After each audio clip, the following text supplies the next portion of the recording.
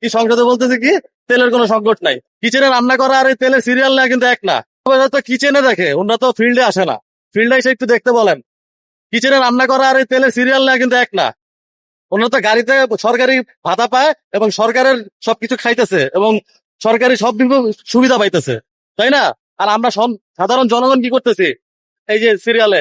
তাও এখানে minimum bike আছে প্রায় না হইলেও 70 থেকে 80টা। দেখেন আমরা 1 ঘন্টা প্লাস হয়ে গেছে দাঁড়ায় আছি, এখনো কত সিরিয়াল আছে দেখেন। প্রত্যেকটা পাম্পে সেম অবস্থা। এখন সর্বোচ্চ তেল দিতে পারে 300 টাকা। 500 টাকা দিবি?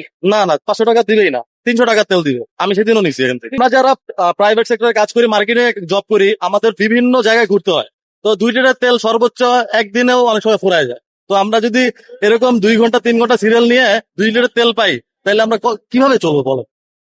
অসম্ভব চলা। আর আমরা মানে এটা মানে হাসি আসে শুনলে পারে। আমাদের ঘাম ঝরে যেতেছে 2 লিটার তেলের জন্য। আর তারা এটা খুবই মানে মানে হাসি পায়। তেলের তো সংকট নেই, সংকট তো আমরাই তৈরি করছি। সংকট তো আমরাই তৈরি করতেছি। আরেকটা দেখার বিষয় যে তেল পাম্প গুলাতে কিরকম তেল আসতেছে, এটাও তদারকির বিষয় আর কি। কিরকম তেল আসতেছে আর কি, আর আমাদের কিভাবে বন্টন করতেছে এটাও দেখার বিষয়। এটাও দেখতে হবে।